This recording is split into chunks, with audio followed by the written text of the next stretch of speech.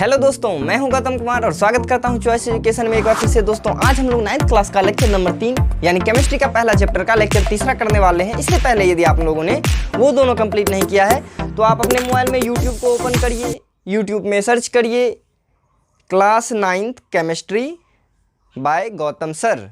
ठीक है, देखिए आपको ये वीडियो दिख जाएगा, इसको टच कर लीजिए और आप उस क्लास को कंप्लीट कर लीजिए। चलिए तो टाइम को बिना वेस्ट किए स्टार्ट करते हैं हम लोग आज का तीसरा लेक्चर, जिसमें हम लोग केमिस्ट्री का पहला चैप्टर का तीसरा लेक्चर है ना, जिसमें हम लोगों ने वाष्पन को देख लिया था। वाष्पन क्या था? एक ऐसी प्रक्रिया कि क्वथनांक से कम तापमान पर कोई भी द्रव क्या करता है, गैस में बदलता है, उसको क्या कहते हैं? वाष्पन कहते हैं ना। गैस में बदलना प्रारंभ कर दे, ये बदलने लगे, उसको वाष्पन कहते थे। क्वथन क्या था? द्रव जो उबलने लगता है, इस प्रक्रिया को क्या कहते हैं? क्वथन कहते हैं। क्वथनांक क्या था? कि एक ऐसा तापमान जिस पर कोई द्रव क्या हो, वाष्प में बदल जाए, इसको क्या कहेंगे हम लोग कहते थे क्वथनांक। उसके बाद अब हम लोग वाष्पन को थोड़ा आगे बढ़ाने वाले हैं। क्या वाष्पन पे किसी का इफेक्ट पड़ता है? क्या वाष्पन हमेशा उतना ही होते रहेगा जितना है, फिक्स है क्या वो? तो इन सब चीज़ों को आज देखेंगे।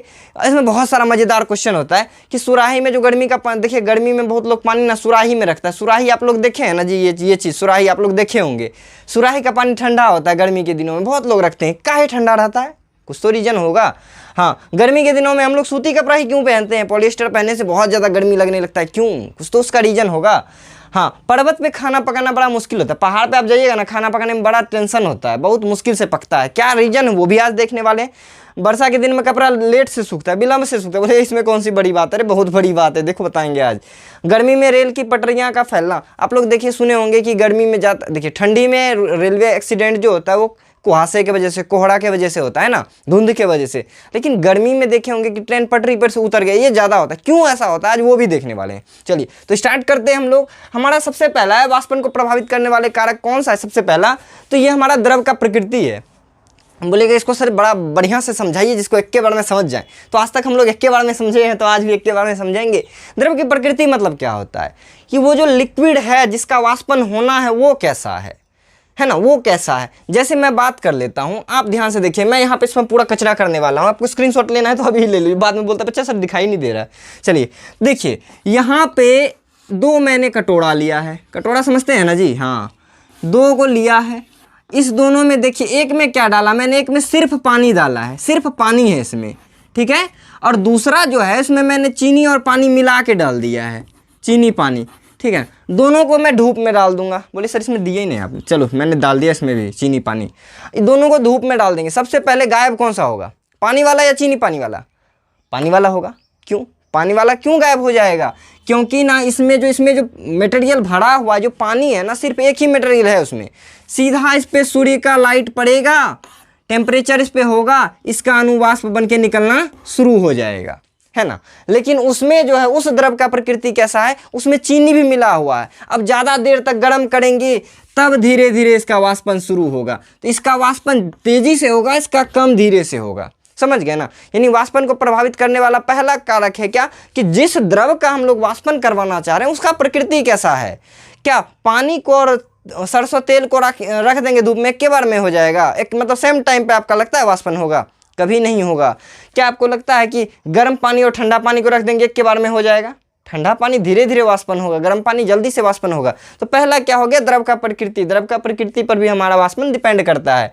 दूसरा है द्रव का क्वथनांक। ये तो बहुत बड़ा बात है। क्वथनांक क्या होता है? जिसपे कोई भी चीज़ है ना, कोई भी लिक्विड क्या हो जाए, अपने स्टेट को चेंज करके गैस अवस्था में जाने लगता है। लिक्विड से गैस बनने लगे, यानी द्रव से वाष्प बनने लगे। इस प्रक्रिया को मतलब उसमें किस पे? एक निश्चित तापमान पे, जिस तापमान को हम लोग क्वथनांक कहते थे, जिसमें हम लोगों ने पढ़ा था, आप लोगों को याद होगा। तो जल का क्वथनांक कितना हुआ करता था? जल का होता था 100 डिग्री सेल्सियस। यानी इस पे 100 डिग्री सेल्सियस का टेम्परेचर पड़ेगा तो ये सारा का सारा पानी उड़ के कहाँ चला जाएगा? वायुमंडल में चला जाएगा, यानी जलवाष्प बन जाएगा, यानी वेपर बन जाएगा, ठीक है ना। इसी तरह से हम लोगों ने ईथर का देखा था 34 डिग्री सेल्सियस। अब बात बताइए जरा सा, हम लोगों ने इस पतीले में इस बार चीनी पानी नहीं है, इसमें पानी है, इसमें पानी चीनी नहीं है, इसमें इस बार ईथर डाल दिए हैं। अब बताइए, ईथर डाल दिए। अब बताइए यहाँ पे क्या होगा? ईथर पे जैसे टेम्परेचर पड़ेगा यहाँ से सूर्य बाबा का, इस पे टेम्परेचर पड़ा 34 डिग्री सेल्सियस, जैसे ही होगा सारा का सारा ईथर का वाष्पन हो जाएगा। जितना ईथर था सारा गायब हो जाएगा। क्या 34 डिग्री सेल्सियस पे क्या आपका पानी भी गायब हो जाएगा? है संभव? नहीं, क्योंकि ये हमको पता है 100 पे ही पानी सारा का सारा गायब होगा। समझ रहे हैं ना आप? जब तक 100 इसका नहीं होगा उसमें कुछ ना कुछ पानी रहेगा। जैसे ही हमारा थर्मामीटर शो कर दिया कि भैया 100 हो गया, सारा का सारा पानी गायब, बोलेगा भाई अब मुझे नहीं रहना है, यहाँ बहुत गर्मी है, ठीक है ना। चलिए ईथर का जैसे बात करें तो ईथर 34 पे ही गायब हो जाएगा। तो दूसरा हम लोगों का क्या डिपेंड करता है, वाष्पन को प्रभावित करने वाला कारक हमारा दूसरा करता है द्रव का क्वथनांक। जिस द्रव का क्वथनांक जितना कम होगा, ध्यान से, जिस द्रव का क्वथनांक जितना कम होगा उसका वाष्पन उतना ही अधिक होगा, ठीक है ना, वाष्पन उतना ही तेजी से हो जाएगा। चलिए नेक्स्ट बात करते हैं सतही क्षेत्रफल, मतलब कि जो द्रव हमारा है जिस सतह पे है उसका क्षेत्रफल, जिस चीज में है उसका क्षेत्रफल। अब बात करते हैं फिर से, मैंने एक बार क्या किया, एक पानी लिया, उसको मैंने एक गिलास में डाल दिया है धूप में, ठीक है, और सेम पानी को मैंने एक थाली में डाल दिया है धूप में, ठीक है ना। अब आप लोग बताइए थाली वाला पानी जितना, सोचिए इसमें भी मैंने 50 ml पानी डाला है, इसमें भी मैंने 50 ml पानी डाला है, तो अब बताइए कौन सा पानी पहले उड़ेगा, कौन सा पानी का वाष्पन पहले होगा, है ना। आपको ये पता है ये थाली वाला, क्यों? क्योंकि इसका ना ये जो सतह का क्षेत्रफल है ना, उसका जो पृष्ठीय क्षेत्रफल है ये बहुत अधिक है, ठीक है ना, इसका पृष्ठीय क्षेत्रफल बहुत अधिक है, जिससे क्या, अब गिलास में देखिए कितना भी निकलेगा वाष्पन, कितना भी होगा। सोचिए यहाँ से धूप पड़ा, देखिए धूप तो इतना दूर तक तो आया, सही बात है, यहाँ पे मेरा पानी था, अब खूब से खूब होगा तो इतने ना दूर का वाष्पन होगा, ऊपर ना वाष्पन होगा, क्या अंदर से वाष्पन होने लगेगा? नहीं ना। लेकिन देखिए ये जो थाली है इसमें देखिए बहुत लंबा एरिया लेगा, बहुत दूर तक उसमें धूप लेगा, बहुत ज़्यादा अमाउंट में वाष्पन होगा। तो वाष्पन को प्रभावित करने वाला हमारा दूसरा कारण क्या हो गया, सतही क्षेत्रफल। जिस द्रव का क्षेत्र, मतलब द्रव जिस पात्र में, जिस बर्तन में रखा हुआ है, जिस बर्तन का क्षेत्रफल जितना अधिक होगा उसका वाष्पन भी उतना ही तेजी से होगा। समझ रहे हैं ना। इसीलिए एक क्वेश्चन इसमें नॉर्मल सा क्वेश्चन आता है कि गर्मी के दिनों में गिलास में रखा पानी, आप लोग देखते हैं बर्तन वर्तन धोने के बाद, आप तो नहीं धोते होंगे या धोते भी होंगे, मम्मी लोग देखते होंगे कि धोने के बाद रखती है, तो आप देखिएगा ना कि एक थाली है ना उसमें भी थोड़ा थोड़ा पानी लगा हुआ रहता है, एक गिलास में भी थोड़ा थोड़ा पानी था। थाली वाला पानी कुछ देर के बाद गायब हो जाता है, गिलास वाला पानी रह जाता है। क्या रीजन था? ये वाला रीजन है, अभी तक आपको नहीं पता था, क्योंकि हम जानते हैं जिसका क्षेत्रफल कम होगा उसका वाष्पन भी, बोलो बोलो, कम होगा। जिसका क्षेत्रफल कम होगा उसका वाष्पन कम होगा, क्षेत्रफल ज़्यादा होगा वाष्पन जल्दी होगा। इसीलिए तो हम लोग खीर को खाने से पहले थाली में निकाल देते हैं, गिलास में खीर लेके खाइएगा गरम गरम, बहुत दिक्कत होगा। जैसे थाली में डालेंगे ना उसका क्षेत्रफल बढ़ेगा, जल्दी जल्दी वाष्पन हो जाएगा, ठंडा हो जाएगा हमारा, समझ गए। चलिए नेक्स्ट चीज़ है हमारा तापमान। देखिए हम लोग क्या देखेंगे, तापमान कैसे हमारे वाष्पन को प्रभावित करता है। आप लोगों को पता होगा, कैसे पता होगा? देखिए, अरे हर चीज़ आप लोग जानते हैं, बस मुझे बताना पड़ता है। अरे आप लोग तो हनुमान जी है ना, भूल गए हैं कि आप में बहुत शक्ति है। पता है ना, जब राम जी वहाँ जा रहे थे रावण को मारने के लिए, मतलब सीता मैया को वापसी लाने के लिए, युद्ध करने के लिए जा रहे थे, तो एक वो मैन जो आया था सीन कहाँ पे, तमिलनाडु से श्रीलंका जाने वाला, है ना। बोले सर तमिलनाडु उस समय भी होता था? हाँ भी उस समय भी होता था। तमिलनाडु से श्रीलंका बीच में आ रहा था हिंद महासागर। अब इस मतलब बंगाल की खाड़ी, हिंद महासागर जो कह लो, इसको अब पार करना बड़ा मुश्किल था, बहुत लंबा सफ़र था। अब इसको पार करने के लिए कोई वहाँ पे तैयार नहीं हो रहा था कि भाई हम पार करेंगे। तभी किसी को याद आया बजरंगबली ऐसे थे जिन्होंने सूर्य को अपने मुंह में डाल दिया था, है ना, आम समझ के, एक फल समझ के। तो उनको बोला बजरंगबली, अरे हनुमान जी आपको तो बहुत सारा शक्ति है जी। लेकिन हनुमान जी ने ना इतना ज़्यादा परेशान किया था ऋषियों को, श्राप से उनको बोल दिया था तेरा सारा शक्ति खत्म हो जाएगा जब तक तुझे कोई याद ना दिलाएगा। तो वही वाला बात हो गया था। बजरंगबली को शक्ति कब याद आया? वहाँ पर जब फाइनली जामवंत ने बोला अरे बजरंगबली आप में ये शक्ति, आप ये कर सकते हैं, वो कर सकते हैं, तब याद है, अच्छा मैं ही कर सकता था। चलो चलो चलो अब चलो स्टार्ट करते हैं। बजरंगबली जय श्री राम बोले, ये बड़े से हो गए, 100 से उड़े एकदम सुपरमैन की तरह। जाके बीच में बहुत सारा युद्ध भी हुआ था, एक राक्षसनी आई थी, है ना, उसके मुंह में गुस्से निकलना था, पता नहीं आप लोगों ने तो देखा ही होगा। चलो आगे बात करते हैं। तो हाँ वैसे ही बोल रहा था, आप लोगों को पता तो है ही सब कुछ, बस मुझे है कि हाँ भाई बजरंगबली हैं, आपको ऋषि ने श्राप तो नहीं दिया लेकिन भूल गए हैं। चलिए कोई बात नहीं। तापमान से क्या रिलेशन है हमारे वाष्पन का, यहाँ पे ध्यान दीजिए आप लोग। यहाँ पे एक कटोरे में पानी रखा हुआ है। सर कितना पानी गर्म करिएगा, चलो कोई नहीं आज कर लेते हैं। इस कटोरे में पानी रखा हुआ है, ठीक है ना, और ये समय है गर्मी का। ध्यान से सुनिएगा आप लोग, ये गर्मी का समय है, यहाँ पे ठंड का समय है ना, ठंड का समय। यहाँ पर भी मैंने एक गिलास, एक कटोरे में ना, सेम कटोरा में, बोले सर छोटा बन गया, कोई बात नहीं, मैं जगह बचा रहा हूँ, बहुत सारा कचरा होने वाला है अभी। अब देखिए गर्मी वाले दिनों में बताइए इसमें पानी रखे थे 50 ml और इसमें भी पानी रखे थे 50 ml। बताओ पहले कौन सा पानी उड़ेगा? अरे बताओ बताओ बताओ। गर्मी वाले दिनों का। क्यों? क्योंकि यहाँ का जो टेम्परेचर होगा ना, नॉर्मली टेम्परेचर भी होगा तो 32 डिग्री सेल्सियस होगा, है ना, 32 डिग्री सेल्सियस मिनिमम भी होगा। तो चलिए, लेकिन ठंड में बात करूं तो मैक्सिमम भी होगा, मैक्सिमम से मैक्सिमम होगा तो 20 से 30 डिग्री, है ना, मैक्सिमम होगा तो 30 जाएगा। नॉर्मली हमको पता है 20 डिग्री सेल्सियस होगा। बोले सर इस सेल्सियस समझ में नहीं आया। देखिए आपका रूम का जो टेम्परेचर है ना नॉर्मल, याद रखिएगा ये 28 से 35 के बीच में हमारे क्षेत्र का रहता है, ठीक है ना, 28 से 30 के बीच में या 35 के बीच में रहता है। गर्मी के दिनों में ये 40, 45 या 50 तक जाता है, ठंडी के दिनों में ये 7 से 6 तक जाता है। तो जितना टेम्परेचर कमेगा ठंड उतना बढ़ेगा। अब बताइए ठंडी के समय में तो टेम्परेचर कम है, अब बताइए वहाँ का तापमान कम है तो इसका जल्दी जल्दी वाष्पन हो पाएगा? नहीं हो पाएगा। तो हमको पता है कि वाष्पन को प्रभावित करने वाला एक कारक कौन सा है, तो एक गर्मी और ठंडी। बोला जाए तो कुल मिला के टेम्परेचर भी है एक ऐसा चीज़ जो हमारे वाष्पन के दर को घटा या बढ़ा सकता है। गर्मी में वाष्पन जल्दी होता है, जबकि ठंडी में वाष्पन स्लो मोशन में होता है ना।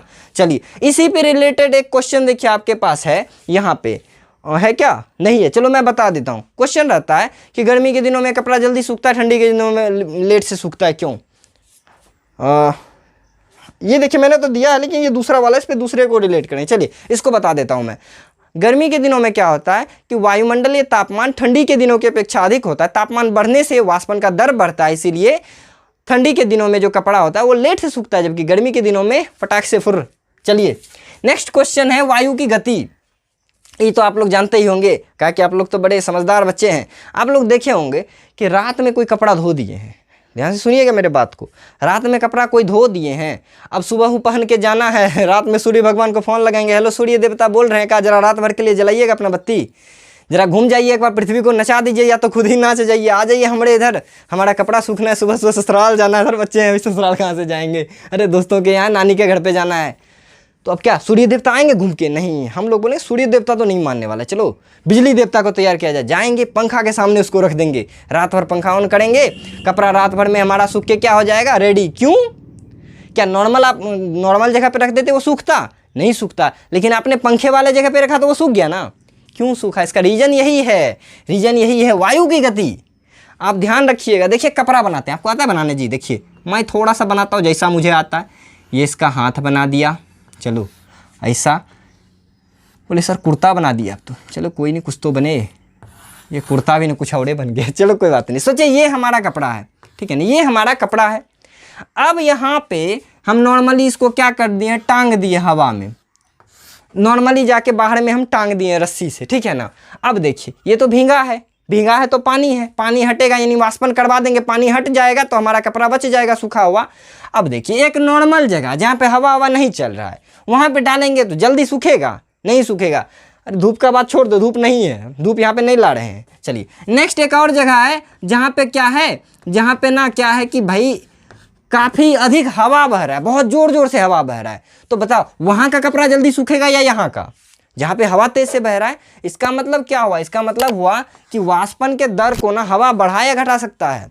हवा क्या करेगा, हवा जितना अधिक बहेगा वाष्पन तुम्हारा उतना जल्दी होगा, समझ रहे हो ना। चलिए वाष्पन को प्रभावित करने वाला नेक्स्ट क्या था, वायु की गति यानी वायु का वेग जितना अधिक होगा वाष्पन उतना ही अधिक होगा। इसीलिए हमारा कपड़ा जो होता है रात में पंखे में भी देने पे सूख जाता है। चलिए नेक्स्ट क्वेश्चन है आर्द्रता। आर्द्रता किस प्राणी का नाम है सर? आर्द्रता माने ह्यूमिडिटी, HUMIDITY, ह्यूमिडिटी किसको कहते हैं सर? आर्द्रता। अरे देखिए ये जो हमारा वायुमंडल है ना, ये हवा जिसको कहते हैं, ये वायुमंडल, इसमें ना हमेशा जल का छोटा छोटा बूंद रहता है। बोलिए सर हमें नहीं दिखाई देता है बूंद, आप कैसे देख लेते हो? आपको भी दिखाई दिया है बूंद, आप लोगों ने देखा होगा, पता है कब? आप ध्यान करिए कि गर्मी के दिनों में आपने कोल्ड ड्रिंक लाया था, उसको एक ग्लास में डाला था। हाँ जी सर डाला था, ठंडा कोल्ड ड्रिंक था, ग्लास में ग्लास के बाहर देखिएगा ना पानी का बूंद चिपक जाता है, तो क्या ग्लास फाड़ के पेप्सी निकल जाता है क्या जी? नहीं, वो ग्लास फाड़ के इसका पेप्सी बाहर नहीं आता है। ये वायुमंडल का जो थोड़ा थोड़ा है ना छोटा छोटा जल का बूंद, वो जल का बूंद आके इस पे चिपक जाता है। अब जल का बूंद इस पे चिपक जाता है, जिससे क्या होता है वो चिपक चिपक धीरे धीरे जमा होते होते एक बूंद पानी का टप से गिरता है। हमको लगता है अरे मेरा कोल्ड ड्रिंक घट तो नहीं जाएगा, कहीं बाहर भाई बाहर निकल रहा है कांच को फोड़ फोड़ के, ऐसा कुछ नहीं होता है। ये क्या होता है, ये वायुमंडल, ये छोटे छोटे छोटे छोटे कण होते हैं जल के, जो क्या होता है ठंडा की जगह पे आके चिपक जाते, जहाँ जहाँ ठंडा होगा ना, अभी समझाएंगे ठंडा में कैसे चिपकता है, गर्मी में कैसे भागता है। तो ये सारा का सारा जल का बूंद क्या हो जाएगा, आके चिपक जाएगा। और ये जो वायुमंडल में उपस्थित छोटे छोटे जल के बूंद है ना, इसी को हम लोग आर्द्रता कहते हैं। नमी आप लोग समझते हैं ना, नमी, इसका दूसरा नाम नमी भी कहा जा सकता है, नमी यानी आर्द्रता। अब बताइए, ध्यान से सुनिएगा, वर्षा अभी जस्ट खत्म हुआ है ना, अभी जस्ट बारिश छूटी है, और हम क्या किए हैं, यहाँ पे अपना कपड़ा सूखने के लिए दे दिए हैं, है ना, यहाँ पे अपना कपड़ा सूखने दे दिए। ये वर्षा का मौसम था, अभी बारिश खत्म ही हुआ, हम कपड़ा सूखने दे दिए। एक नॉर्मल जगह है, नॉर्मल डे है ना, नॉर्मल डे है, वहाँ पर भी हमने क्या किया, कपड़ा को सूखने के लिए दे दिया। तो बताओ जल्दी कौन सा कपड़ा सूखेगा, ये वाला या ये वाला? बोलिएगा सर नॉर्मल दिन वाला कपड़ा सूखेगा, वर्षा वाला दिन वाला कपड़ा नहीं सूखेगा। काहे? आपको पता है कि जल्दी वर्षा वाला नहीं छूटेगा, हमारा जल्दी छूटेगा कौन सा, नॉर्मल दिन वाला। लेकिन काहे वर्षा वाला नहीं छूटेगा, इसका रीजन बताते हैं। वर्षा खत्म हुआ ना, वायुमंडल में ना नमी की संख्या यानी आर्द्रता की संख्या बहुत अधिक है, आर्द्रता की संख्या बहुत अधिक है, जिससे क्या होगा कि इसमें ना हमारा अभी तो आर्द्रता है, वाष्पन होना तो चाहेगा, वाष्पन होने के लिए भी थोड़ा बहुत टेम्परेचर का जरूरी होता है ना, क्वथन पे जाएगा तब ना, क्वथन पे नहीं भी जाएगा तो थोड़ा थोड़ा टेम्परेचर पड़ेगा तब ना वाष्पन होगा। अब यहाँ तो पहले पहले जल का बूंद बैठल है, वो टेम्परेचर को आने ही नहीं देगा, पहले ही वातावरण को ठंडा करके रखेगा, बोलेगा अरे कपड़ा वाला वाष्पन तुम अंदर में रहो, कहाँ आ रहा, बाहर में हम लोग घूमने नहीं दिख रहा है, तो बाहर जो है ना इसका वाष्पन नहीं हो पाएगा, जिसके कारण क्या होगा, वो कपड़ा सूखा मतलब गीला का गीला ही रह जाएगा। लेकिन यहाँ पे क्या होगा, यहाँ पे तो बाहर में बहुत कम मात्रा में आर्द्रता है, नमी है, तो यहाँ का वाष्पन जल्दी जल्दी होगा। इसीलिए जो है ना कहा जाता है कि वाष्पन को प्रभावित करने वाला एक और ये नमूना कौन है, तो ये आर्द्रता है, एक नमूना आर्द्रता है जो वाष्पन को प्रभावित करता है। जहाँ ज़्यादा आर्द्रता वहाँ वाष्पन कम, जहाँ आर्द्रता ज़्यादा वहाँ वाष्पन कम, जहाँ वाष्पन ज़्यादा वहाँ आर्द्रता कम, ये चीज़ को याद रखिएगा। चलिए एक बार रिवीजन करते हैं क्या क्या हमने पढ़ा, कैसे पढ़ा। वाष्पन को प्रभावित करने वाले ये कारक है, और भी हो सकते हैं, मैं नॉर्मली आपको 9th के लेवल पे इतना बता रहा हूँ। चलिए क्या वाष्पन को प्रभावित करने वाले कारक निम्नलिखित है। पहला, द्रव की प्रकृति, द्रव की प्रकृति जैसी होगी वाष्पन भी वैसी होगी। द्रव का प्रकृति, द्रव यदि गाढ़ा है तो वाष्पन स्लो होगा, द्रव यदि फीका है यानी पतला है तो वाष्पन भी जल्दी जल्दी होगा। क्वथनांक द्रव का, जिस द्रव का क्वथनांक जितना अधिक है, सुनिएगा, जिस द्रव का क्वथनांक जितना अधिक उसका वाष्पन उतना कम होगा, जिस द्रव का क्वथनांक जितना अधिक है उसका वाष्पन उतना कम होगा। जिसका क्वथनांक किधर गया इधर, जिसका क्वथनांक जितना कम है उसका वाष्पन उतना अधिक होगा। अगला सतही क्षेत्रफल, सतह का क्षेत्रफल बढ़ाते जाएंगे वाष्पन बढ़ते जाएगा, क्षेत्रफल घटाते जाएंगे वाष्पन घटते जाएगा। अगला है तापमान, यदि वायुमंडलीय तापमान या साधारण हमारे वातावरण का तापमान को क्या किया जाए, बढ़ा दिया जाए। यदि तापमान बढ़ा हुआ है तो वाष्पन जल्दी जल्दी होगा, तापमान कम है तो वाष्पन कम कम होगा। इसका एक और बात बताते हैं, यहाँ पे ध्यान से सुनिएगा। 2 को कटोरा था, यहाँ पे हमने एक मोमबत्ती लगा दिया है, यहाँ पे मैंने गैस लगा दिया है। बताओ जल्दी कौन सा पानी उड़ेगा, मोमबत्ती वाला या गैस वाला? तो ये गैस वाला पानी जल्दी उड़ेगा। क्यों? क्योंकि यहाँ पे मैंने ज़्यादा तापमान दिया है, यहाँ पे कम तापमान है, तो तापमान बढ़ेगा तो आर्द्रता बढ़ेगा, सॉरी तापमान बढ़ेगा तो वाष्पन बढ़ेगा। क्या आर्द्रता आ गया मुंह में आ गया, ये वायुमंडल में घूम रहा है ना इसलिए मुंह में आ गया। अगला था वायु की गति, वायु की गति अधिक होगी तो वाष्पन भी अधिक होगी, वायु की गति कम होगी तो वाष्पन भी कम होगा। नेक्स्ट है आर्द्रता, जहां आर्द्रता ज़्यादा वहां वाष्पन कम। आर्द्रता ज़्यादा कहाँ रहेगा? बरसाती मौसम में। इसीलिए क्वेश्चन होता है वर्षा के दिनों में कपड़ा विलंब से सूखता है, काहे कि हमारा वर्षा के दिनों में वायुमंडल में आर्द्रता अधिक रहती है, नमी अधिक रहती है। क्या क्वेश्चन? वर्षा के दिनों में कपड़ा विलंब से सूखता है, क्यों? क्योंकि इतना अधिक आर्द्रता रहता है सर जी, हमारे वायुमंडल में आर्द्रता बहुत अधिक रहता है वर्षा के दिनों में, जिसके कारण क्या होता है, आर्द्रता बढ़ा वाष्पन घटा, आर्द्रता बढ़ा वाष्पन घटा, इसीलिए हमारा कपड़ा विलंब से सूखता है। अब देखिए कुछ नेक्स्ट क्वेश्चन है जिसको हम लोग अच्छा सा इंपॉर्टेंट क्वेश्चन इसको कहा था, ये आपके एग्जाम के लिए भी अच्छा होता है या जनरल कंपटीशन में जाइएगा तो उस समय के लिए भी बहुत अच्छा होगा ये क्वेश्चन। क्या है? सुराही में रखा पानी ठंडा रहता है काहे? आप लोग सुराही देखे हैं ना जी, ये देखिए सुराही का फोटो, ये देखिए सुराही, देखिएगा आप लोग ना सुराही के, अब तो बहुत कम, तो फ्रिज आ गया तो कहाँ सुराही तुराही के चक्कर में। अभी भी गांव सब के लोग क्या कहते हैं, क्या करते हैं, वो फ्रिज नहीं लेते हैं, वायुमंडल को बचाना चाहते हैं। फ्रिज से निकलता है CFC गैस, याद रखना मेरे बात को, CFC गैस क्या करता है, वायुमंडल में जाके ओजोन को फाड़ता है। ओजोन फटेगा ना, ऊपर से ऐसा रे आएगा ना, झड़का देगा तुमको, समझ रहे हो ना। पराबैंगनी किरण जब आता है ना तो स्किन डिजीज वगैरह होने लगता है, चमड़ा रोग सब।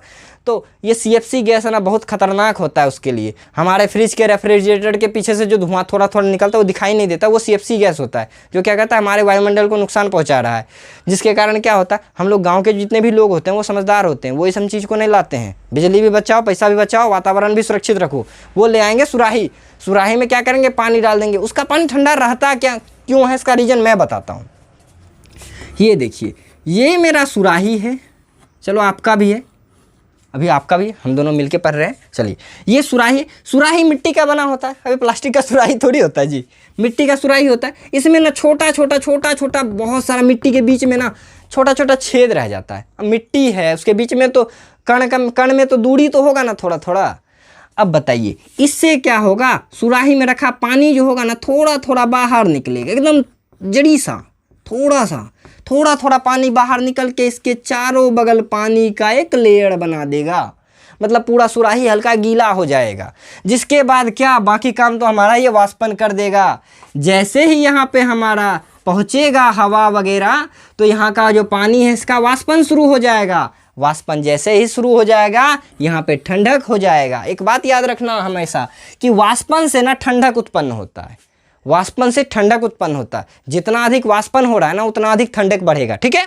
चलिए यहाँ पे ध्यान दीजिए, तो यहाँ पे क्या होगा, इस पानी का ये जो बाहर में निकला हुआ पानी है इसका वाष्पन होना शुरू हो जाएगा, जिसके कारण इसका अंदर का पानी बिल्कुल चिल्ड हो जाता है। मैं फ्रिज इतना चिल्ड तो नहीं होगा, लेकिन उतना होगा जो कि साधारण पानी से बहुत ज़्यादा ठंडा होता है। मैंने भी इसको यूज़ किया है। चलिए, तो आगे सुराही का उपयोग करिए, यूँ ही पढ़ते रहिए। नेक्स्ट क्वेश्चन है हमारा, समझ गए ना क्यों ठंडा रहता है।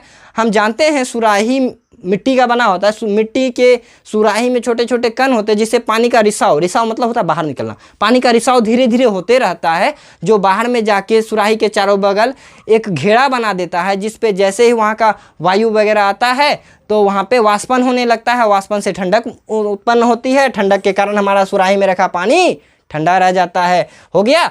गर्मी के दिनों में सूती वस्त्र काहे पहनते हैं जी, गर्मी में देखे हैं जी पॉलिएस्टर पहन लिए हैं, कोई सूती कपड़ा हम लोग या कपास का कपड़ा पहनना पसंद करते हैं, क्यों जानते हैं। देखिए सूती कपड़ा जो होगा ना, सूती कपड़ा का एक खूबी होता है, ये पानी को अवशोषित कर लेता है, अपने में खींच के रख लेता है। अवशोषित मतलब समझते हैं ना जी, टान लेना। तो ये सूती का कपड़ा जो होता है ना, कॉटन का, ये पानी का अंदर से जो पसीना निकलते रहता है, देखिए अभी मेरा भी आ रहा है, पंखा बंद करके सब कुछ बंद करके बनाना पड़ता है वीडियो।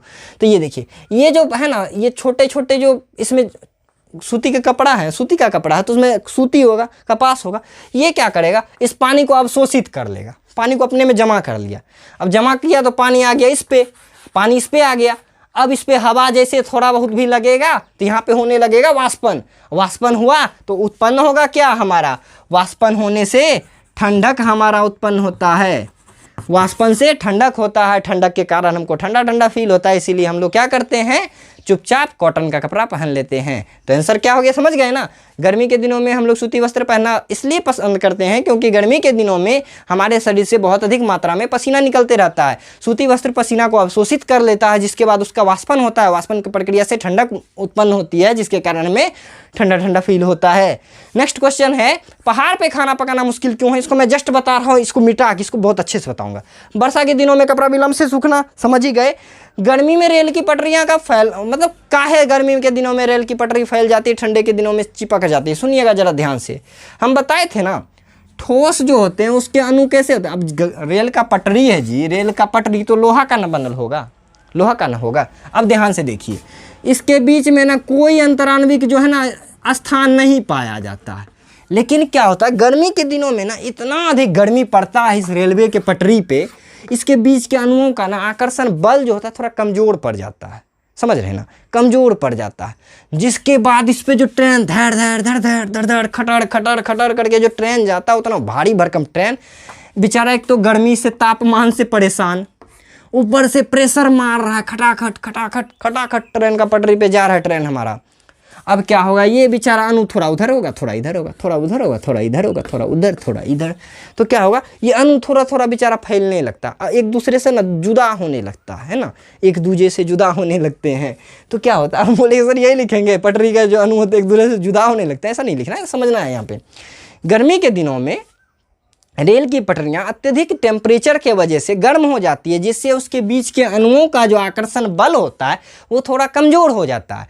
जब उससे ट्रेन निकलती है, क्रॉस करती, गुजरती है, तो उस पर बहुत अधिक मात्रा में दाब पड़ता है, जिसके कारण उसके अणु एक दूसरे से थोड़ा दूर हो जाते हैं, अर्थात ये फैलने लगते हैं। समझ गए? इसीलिए गर्मी के दिनों में अब बताइए, पटरी हमारा ऐसन है, यहाँ पे मैं देखिए ऐसा शेप में बनाने का कोशिश करता हूँ, ऐसा हमारे रेल का जो चक्का होता है देखिए ऐसा होता है, ऐसा टाइप का। अब ये इस पे चलेगा, अब बताइए इतना मेरा था तब ना इस पे चल रहा था, अब फैल के हो गया ये इतना। अब रेल का आधा चक्का तो इस पे आया, आधा इस पे आ ही नहीं सकता है, नहीं आ पाता है, जिसके कारण रेल का एक्सीडेंट हो जाता है। तो गर्मी के दिनों में इसी वजह से रेलवे एक्सीडेंट ज़्यादा होता है, क्योंकि पटरी उसका फैल जाता है। समझ गए? अब चलिए नेक्स्ट पार्ट में चलते हैं, इसका स्क्रीनशॉट तो देख लो, कुछ लेने लायक का हो तो ठीक है, इसको मिटाते हैं, फिर से मिलते हैं नेक्स्ट, मतलब खत्म नहीं हुआ वीडियो, अभी मैं बताऊँगा, इसको मिटा लेते हैं जरा सा, ठीक है, जस्ट वेट। चलिए तो अब हम देखेंगे कि पर्वत पर खाना पकाना कठिन होता है क्यों, या फिर बोला जाए ऊंचाई पर खाना पकाना मुश्किल होता है क्यों। आप लोग सुने होंगे कि जो हाइल्टी वाले इलाके पर रहता है ना, आप कभी देखिए आपके घर में कोई फौजी होंगे तो आप उनसे पूछिएगा, जब वो हाइल्टी पे जाते होंगे, पर्वत वगैरह वाले क्षेत्र पे जाते होंगे, तो खाना पकाने में उनको बड़ा कठिनाई होता है। क्यों कठिनाई होता है उसको आज समझेंगे हम लोग। देखिए आप लोग यहाँ पे सबसे पहले, उससे पहले कि आपको क्वथनांक पर प्रभाव देखना पड़ेगा। क्या क्वथनांक को भी कोई प्रभावित कर सकता है? तो देखिए दो चीज़ है, अशुद्धि और दाब, ये दोनों क्वथनांक को प्रभावित करेगा। कैसे? देखिए सपोज करते हैं हमारा पानी है, जिसका क्वथनांक कितना है, नॉर्मल हम लोगों की ज़मीन पे इसका क्वथनांक 100 डिग्री सेल्सियस, नॉर्मल ज़मीन पे है ना, धरातल पर, ठीक है, 100 डिग्री सेल्सियस है। लेकिन याद रखिएगा, जैसे जैसे दाब बढ़ेगा ना, जैसे जैसे दाब बढ़ेगा, मतलब दाब का वैल्यू देखिए उल्टा बना दी, दाब ऐसे बढ़ाते हैं, जैसे जैसे दाब हम हाई कर रहे हैं, बढ़ा रहे हैं दाब, वैसे वैसे क्वथनांक भी बढ़ते चला जाएगा। यानी नॉर्मल दाब था तो हमारा इतना था क्वथनांक, दाब थोड़ा सा प्लस कर दिए तो क्वथनांक भी हो जाएगा थोड़ा प्लस, है ना, दाब बढ़ा और क्वथनांक भी बढ़ जाएगा। उसी तरह देखिए हमारा नेक्स्ट है अशुद्धि, मतलब समझ रहे हैं ना, दाब बढ़ेगा तो क्वथनांक बढ़ेगा, और दाब घटेगा तो क्वथनांक भी घटेगा। ये दोनों एक दूसरे का डायरेक्टली प्रोपोर्शनल है। डायरेक्टली प्रोपोर्शनल समझते हैं ना, समानुपाती है। क्वथनांक यदि बढ़ाना है तो दाब बढ़ा दीजिए, दाब घटाइएगा क्वथनांक घट जाएगा। दूसरा रिलेशन है क्वथनांक का अशुद्धि से क्या रिलेशन है, देखिए क्वथनांक का अशुद्धि से भी भयंकर रिलेशन है। क्या रिलेशन है कि अशुद्धि बढ़ाइएगा तो क्वथनांक बढ़ जाएगा, मतलब दोनों वही चीज़ है कि किसी चीज़ को बढ़ाइए क्वथनांक बढ़ जाएगा। इसको समझिए आप, कैसे समझिएगा, यहाँ पे देखिए ये एक बीकर है, इसमें मैंने पहले पानी डाल रखा था, इसको हम गर्म कर रहे थे। नॉर्मली 100 डिग्री सेल्सियस पे पानी जाते ही क्या होता, सारा का सारा पानी वेपर बन के उड़ जाता है ना। लेकिन अब बताइए इसमें मैंने डाल दिया बहुत सारा चीनी, चावल, नमक वगैरह, तो अब क्या 100 डिग्री पर ही वो खोलेगा? नहीं। अब ये जो है यहाँ पे मैंने चीनी या चावल जो भी डाला है, अब कुछ टेम्परेचर को ये भी एब्जॉर्ब करेगा, जिसके कारण क्या, अब इसका क्वथनांक 100 से बढ़ के 105 डिग्री सेल्सियस हो जाएगा, है ना। मतलब क्या होता, अशुद्धि मिलाए, अशुद्धि मतलब ऐसे बोले चीनी को अशुद्धि बोला, अशुद्धि मतलब बाहर से डाल रहे हैं, यदि अशुद्धि मिलाए तो क्वथनांक भी क्या हो गया, बढ़ गया, है ना।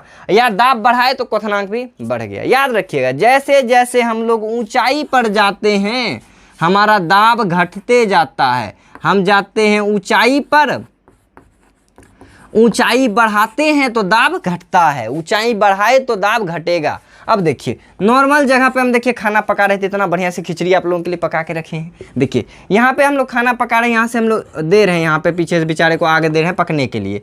अब यहाँ पे क्या होगा, ये 100 डिग्री सेल्सियस तक ना पानी उसमें टिका हुआ रहेगा, तब तक में मेरा जो भी अंदर में चावल खिचड़ी जो भी है वो पक जाएगा, पानी सारा वेपर बनने से पहले। 100 डिग्री टेम्परेचर तक, बहुत देर तक, 100 डिग्री सेल्सियस पे बहुत देर तक ये रहेगा, क्योंकि हमारा पानी का क्वथनांक कितना है, 100 डिग्री सेल्सियस, नॉर्मल ज़मीन धरातल का बात किया जाए, है ना। यहाँ तो खाना आसानी से पक जाएगा। लेकिन देखिए अब हम चल दिए हैं पहाड़ पर, पर्वत पे चले आए हैं। पर्वत पे जैसे ही हम गए, यानी ऊंचाई बढ़ा, ऊंचाई बढ़ेगा तो दाब क्या होगा, घटेगा, ऊंचाई बढ़ेगा तो दाब घटेगा। तो अब देखिए यहाँ पे जाते ही हमारा दाब घट जाएगा, और हम क्या देखें कि दाब यदि घटेगा तो क्वथनांक भी घट जाएगा। अभी पानी का कितना था, 100 डिग्री सेल्सियस, अब पानी का हो जाएगा हमारा 80 डिग्री सेल्सियस। मतलब 80 डिग्री सेल्सियस पे ही सारा पानी क्या हो जाएगा, वेपर बन के उड़ जाएगा, वाष्प बन के उड़ जाएगा। अब बताइए जो जिस चावल को आदत है 100 डिग्री पे पकने का, हम उस पर 80 डिग्री टेम्परेचर दें तो क्या होगा, पक पाएगा वो चावल? चावल नहीं पक पाएगा। क्यों? क्योंकि चावल पकने से पहले ही पानी उड़ जाएगा, जल जाएगा चावल ऐसे में, या खिचड़ी जो भी है, ठीक है ना। जैसे हम बात कर लेते हैं एवरेस्ट का, है ना, एवरेस्ट का बात करते हैं तो याद रखिए एवरेस्ट पर ना, एवरेस्ट पे जल का क्वथनांक हो जाता है मात्र 70 डिग्री सेल्सियस। आप 70 डिग्री पे पानी को जैसे ले जाइए सारा पानी गायब हो जाएगा। लेकिन हम लोगों के यहाँ 70 डिग्री पे तो खिचड़ी बनना शुरू ही होता है। अब बताइए खाना पकना शुरू ही हुआ है और वहाँ सारा का सारा पानी क्या उड़ गया, तो क्या खाना पक पाएगा? नहीं पक पाएगा। इसीलिए कहा जाता है कि नॉर्मल ज़मीन पे खाना पकाना आसान होता है, जबकि पर्वत पे खाना पकाना मुश्किल होता है। क्यों? समझ में आया? समझ में आया बिल्कुल। अब देखिए, हाँ, ये टॉपिक भी आप लोग नोट कर लीजिएगा, क्वथनांक पर दाब का प्रभाव। क्वथनांक बढ़ेगा तो दाब भी बढ़ेगा, दाब बढ़ाएंगे तो क्वथनांक बढ़ेगा, दाब घटाएंगे तो क्वथनांक घट जाएगा। अशुद्धि डालेंगे तो क्वथनांक, अशुद्धि डालेंगे तो क्वथनांक भी हमारा बढ़ेगा, अशुद्धि घटाएंगे, अशुद्धि घटा कैसे सकते हैं, क्वथनांक भी हमारा घट जाएगा। समझ रहे हैं ना? चलिए, ये था हमारा, समझ गए ना क्यों मुश्किल होता है। तो इसको लिखिएगा कैसे, ऐसे लिखिएगा, हम जानते हैं जैसे जैसे ऊंचाई बढ़ती है वैसे वैसे दाब क्या होते जाता है, घटते जाता है। और हम जानते हैं कि दाब घटने से क्वथनांक भी घटता है। इसीलिए पर्वतीय क्षेत्र पे खाना पकाना मुश्किल होता है, क्योंकि वहाँ खाना पकने से पहले ही पानी वाष्पीकृत हो जाता है, खाना पकता नहीं है। समझ गए? और ये फोटो बना दीजिएगा, आपको फुल मार्क्स भी मिल जाएगा। और समझ तो गए हैं इस चीज़ को, ठीक है। देखिए, मज़ा आया? मज़ा आया तो वीडियो को लाइक करिए। हाँ, एक काम छोटा सा कर दीजिए। क्या काम करना है कि आपको यहाँ पे देखिए नीचे में एक लिंक दिख रहा है, उसको टच करिए। जैसे ये वीडियो चल रहा है, अब आप में यहाँ पे व्हाट्सएप दिख रहा है, इसको ओपन कर लीजिए। व्हाट्सएप ओपन करने के बाद देखिए यहाँ पे बहुत सारे आपके जो भी दोस्त लोग होंगे, ग्रुप होंगे, उसको सेलेक्ट कर दीजिए आप, ठीक है। और उसको आप शेयर कर दीजिए, ठीक है। आप इतना काम बस कर दीजिए, अपने दोस्तों को शेयर कर दीजिए जो भी आपके साथ पढ़ते हैं या जो भी आपके रिलेटिव स्टूडेंट हैं, ताकि उनको भी फ़ायदा हो सके, ठीक है। नेक्स्ट चीज़, आपको कोई सा भी दूसरा वीडियो चाहिए, जैसे कि मुझे अभी दूसरे क्लास का वीडियो करना है, तो आप एक काम करिए, जैसे मिल नहीं रहा है पूरा वीडियो, कुछ बच्चा बोलता है सर वीडियो मिल ही नहीं पाता, एक तो देख लेते हैं दूसरा कहाँ से ढूंढें। तो दूसरा या तो आप उसके डिस्क्रिप्शन में चला जाइए, या तो दूसरा काम क्या करिए, जैसे ये वीडियो है ना, आप चैनल में चले आइए। चैनल में आने के बाद यहाँ पे देखिए प्लेलिस्ट का ऑप्शन है, प्लेलिस्ट को जैसे टच करिएगा यहाँ पे देखिए सारा का सारा प्लेलिस्ट है।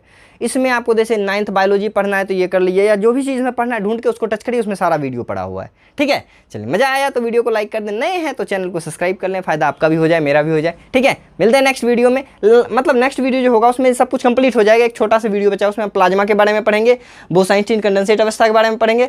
हाँ, उसमें बहुत भयंकर चीज़ पढ़ने वाले, बहुत इंपॉर्टेंट है, जिस चीज़ को हम लोग बोलते हैं लेटेंट हीट यानी गुप्त उष्मा, है ना। पानी का भाप क्यों ज़्यादा गर्म लगता है, भाप समझते हैं ना जी। रोटी का देखिएगा भाप बहुत गर्म लगता है, रोटी ठंडा मतलब उतना गर्म नहीं लगता, क्यों। सब्जी आप देखिएगा ऐसे सब्जी कभी बनते हुए देखे हैं, उसका जैसे ही ढकना ऊपर से हटाइएगा पूरा हाथ जल जाएगा, लेकिन नॉर्मली सब्जी उतना गर्म नहीं होता है। उसका रीजन क्या है वो देखेंगे हम लोग, ठीक है। और उसमें एक जादू भी सिखाएंगे। चलिए, मिलते हैं नेक्स्ट वीडियो में, तब तक के लिए bye bye and take care.